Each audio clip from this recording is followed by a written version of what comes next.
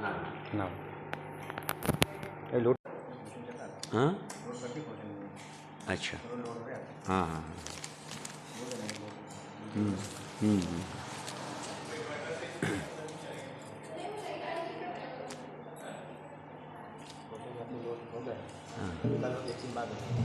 हाँ अभी सर्च करेंगे तो मिलेगा क्या? मिल जाएगा, ठीक है।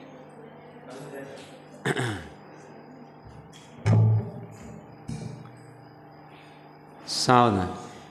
नमः श्रीवर्धमानाय निर्दोत्कलीलात्मने सालोकाणां त्रिलोकाणां यद्विद्यादर्पणयति। रत्नकंडक जी श्रावकाचार ग्रंथ के ऊपर अपनी भावना अधिकार छठवें अधिकार पे चर्चा चल रही है। छठवें अधिकार में 8 प्रकार की शुद्धियों की चर्चा चल रही है। इन 8 प्रकार की शुद्धियों में से हम भिक्षा शुद्धि पे चर्चा कर रहे हैं। तो यहाँ पे 5 प्रकार की भिक्षा शुद्धि होती है। एक तो जो गाय के समान होती है, गोचरी वृत्ति वाली भिक्षा, मतलब सामने वाले व्यक्ति कैसे रूप रंग आदि का है कुछ भी देखना नहीं, अपने को तो बस जो खाने में मिल रहा है उसमें अपने में रस है, बाकी कुछ नहीं है। अक्षमृक्षण में क्या होता है कि जैसे रत्नत्रय से रत्नों से भरी हुई बैलगाड़ी जहाँ पहुँचानी है तो वहाँ पहुँचाने के लिए उसको अक्षमृक्षण मतलब वो जो ओंगन अगर डालेंगे तो वो बराबर चल पाएगी, तो उतना आवश्यक उतना देना। तो बैलगाड़ी मतलब शरीर, ओंगण मतलब वो आहार, और रत्न से भरा हुआ जो बैलगाड़ी है वो रत्न मतलब जीव के अनंत गुण, उनको पहुँचाना है मोक्ष में, उसके लिए वो करते हैं। फिर तीसरा उदराग्नि प्रशमन वृत्ति वाली भिक्षा है। आग लग गई है तो जिस तरह से अपनी जो अमूल्य वस्तुएं बचानी है, ऐसी उदर में आग लग गई है, बस उसको शमित करना है। कुछ भी करके मतलब प्रासुक आदि वो जैसे उनके नियम होंगे वैसे ही करेंगे। भ्रमार में भ्रमर क्या करता है, वो फूलों को परेशान नहीं करता है, उसमें से सिर्फ पराग ले लेता है, इतना आवश्यक उतना बोझा देता नहीं है, ऐसी इनकी वृत्ति होती है। और गर्त पूरण की हमने कल चर्चा तो कर ली थी, वहाँ पे गड्ढा भरना है, बस ऐसी होना चाहिए भाव। और देखिए 5 इंद्रिय में सबसे ज़्यादा रसना इंद्रिय ज़्यादा परेशान कर, हम 24 घंटे में देखेंगे तो 4-6 घंटे तो हमारे रसना इंद्रिय में चले जाते, अच्छे से अगर करेंगे तो। क्या बनाना, क्या खाना, खाया तो उसकी चर्चा, और फिर और कोई विशेष प्रसंग रहा तो फिर तो देखना ही नहीं, तो इसमें बड़ा समय जाता है। और जिसकी रसना इंद्रिय कंट्रोल में है, अनावश्यक नहीं है, जितना आवश्यक उतना कर लेते हैं, रस निरस बस देखते, भक्षा आदि वो सब देख लेते, तो उनको धर्म अध्ययन करने में भी बहुत फायदा होता है, धर्म साधना करने में सरलता जाती है। नहीं तो रसना इंद्रिय वाले का निरंतर मन उधर का उधर लगा रहेगा। इसलिए अभी तब भावना जब चालू होगी तो उसमें कुछ विशेष चर्चा हो, तो बहुत सारी विशेष चर्चा है, वहाँ पे भी सदा सुखदास जी कुछ विशेष बिंदु कहेंगे तो समझेंगे।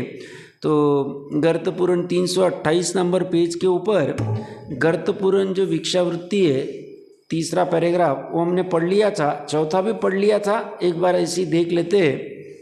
श्रावक भी अन्याय छोड़कर, बहुत हिंसा के कारण व्यवहार आरंभ छोड़कर, कर्म के उदर में दिए धन में संतोष धारण करके, देखो 150-200 साल पहले भी थोड़ा थोड़ा तो चालू हो गया था, इसलिए वो लिख रहे हैं कि कर्म उदय में जो कुछ दे रहे उसमें संतोष धारण करो और ये करना चाहिए। और आज तो इतना प्रचुरता से धन आदि के प्रति असंतोष हो गया है, जीव हाय हाय करता है, खाता कुछ नहीं, 2 रोटी भी खाता नहीं हो, और इतना धन के पीछे लगा हुआ है कि उसे पता ही नहीं चल रहा है कर क्या रहा है। और फिर अच्छे जीव थोड़ी काल में ये धन आदि के लालसा में अपने आरोग्य को खराब कर लेते, आयु का नाश कर लेते, अनावश्यक टेंशन प्रेशर लेके जरूरत नहीं है। तो ये क्या कह रहे हैं, एक तो अन्याय को छोड़ दो, फिर न्याय अन्याय भी कुछ देखता नहीं। आज प्रचुरता से हम देख ही सकते, बाहर ज़्यादा कहने की आवश्यकता नहीं है। बहुत हिंसा के कारण व्यवहार आरंभ छोड़कर, भले ही हिंसा है कुछ भी हम करेंगे, आप हमें पैसा दिख रहा है, बाकी कुछ भी दिख नहीं रहा है, धन दिख रहा है, फिर जैनी भी कुछ भी नहीं सोचता है, ये सब अभी शास्त्रों में पैक करके कपाड़ में रख दिया है बस। अभी इसको अभी चर्चा मत करो, हम बाद में देखेंगे अगले भाव में जब चांस मिलेगा, जब हमारा विकल्प होगा तो ये ऐसा होना नहीं चाहिए। क्योंकि क्या कह रहे, तुम उसको कपाट में पैक कर दोगे, उसकी जानकारी नहीं लोगे, करना क्या चाहिए क्या नहीं करना चाहिए, क्यों ऐसा करना चाहिए क्यों नहीं करना चाहिए, और ऐसी अपने औदैहिक भाव में मन जनित भाव में कुछ भी करोगे, इतना कर्म का संचय कर लोगे कि मनुष्य भोग आदि दुर्लभ हो जाए। तो ऐसा करना नहीं चाहिए। हमने डेफिनेटली मतलब आगम भी प्रमाण है और हम अपने से भी ले सकते हैं कि हम पंचम काल में भले ही उत्पन्न हुए, बट विशेष जीव है कि जिसे सच्चार्थ धर्म मिला है, प्राप्त हुआ है, सबको नहीं मिला। आप समझना, 700 करोड़ में से 10, 20, 30 लाख जितने भी होंगे, तो ये हमारा कुछ विशेष होगा। अब ये अगर ऐसी खो दिया तो वो कह रहे हैं ये बहु हिंसा और इस व्यापार में छोड़ दो तो क्या फायदा है। कर्म के उदर में दिए धन में संतोष धारण करके दूसरों को कष्ट दिए बिना, दूसरों के व्यापार आदि में परेशानी नहीं लाना, कुछ नहीं करना। न्याय से कमाए धन को मद विषाद दीनता रहित तो होकर, ना मद करते हुए, ना दीनता करते हुए, ना विषाद करते हुए दान का विभाग करके भोगता है। अभक्ष आदि सदोष भोजन का त्याग करके दिन में भोगांतराय लाभांतराय कर्म के क्षयक्षम प्रमाण रस निरस जो मिला उसमें कुटुंब का विभाग व दान का विभाग करके भोजन आदि करता है। जैसा मिलेगा वैसा। सदा सुखदास जी ने पूर्व में कहा है, कुटुंब के सदस्य से प्रेम से समझा देता है, भाई मैं न्याय नीति से अभिक्षा आजीविका करूँगा, क्योंकि अन्याय आदि से करूँगा तो मुझे ही फल भोगना पड़ेगा, कोई मदद को आता नहीं है। प्रत्येक का अपना अपना गांठ का पुण्य है, उतना उसको मिल जाएगा, बाकी सहजता रखिए। ये सा हमने तीसरे चौथे अधिकार में देखा, याद आएगा तो किसी को।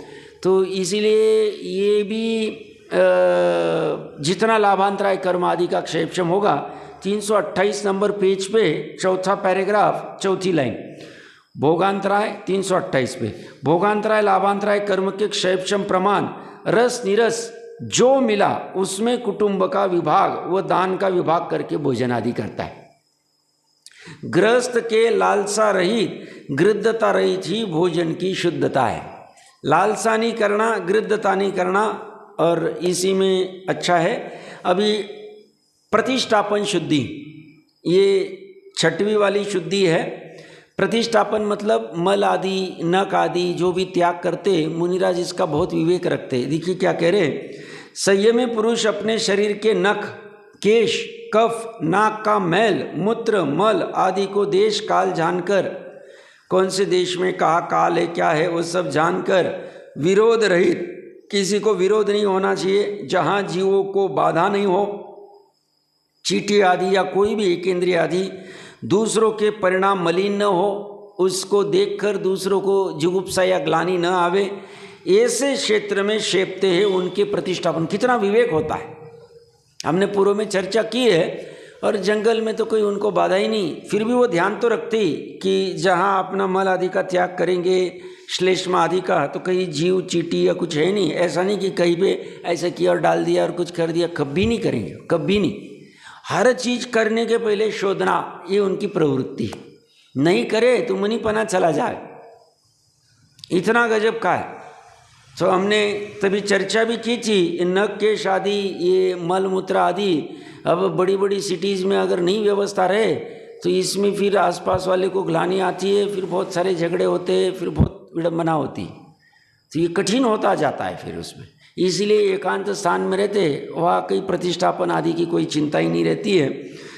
गृहस्थ भी, अभी गृहस्थ की अपेक्षा से कह रहे, गृहस्थ भी अपने शरीर का मल तथा जल, कजोड़ा, भस्म, मिट्टी, पत्थर यत्न से फेंकता है। जिस तरह छोटे बड़े जीवों की विराधना नहीं हो, किसी के साथ कलह भी संवाद नहीं हो, अपने शरीर को बाधा नहीं हो, दूसरे लोगों को ग्लानि उत्पन्न नहीं हो, उस प्रकार से ये भी विवेक है। अब देखना, आपने भी बहुत सारा देखा होगा, बड़े बड़े मंजिले घर है, किसी को कुछ गुटखा या कुछ खाने की आदत है और नीचे उतरते उतरते थूक देगा दूसरे के घर के वहाँ कोने में, इसमें झगड़े हो जाते। कचरा अपना दूसरे के बाजू वाले के घर के उधर डाल दिया, झगड़ा हो गया, मार पिटाई हो गई, मर गया आदमी। ऐसी भी कितनी घटनाएं सुनते हम। ये कुछ कहीं पे डाल दिया, गाड़ी किसी के दूसरे के इसमें डाल दी, झगड़े हो गए। आजकल तो इतना पाप का उदय, अपनी भी जगह रहे तो सामने वाला आके उस भी ये करता है और उस भी झगड़े, मतलब बड़ा कठिन काम हो गए। आप समझ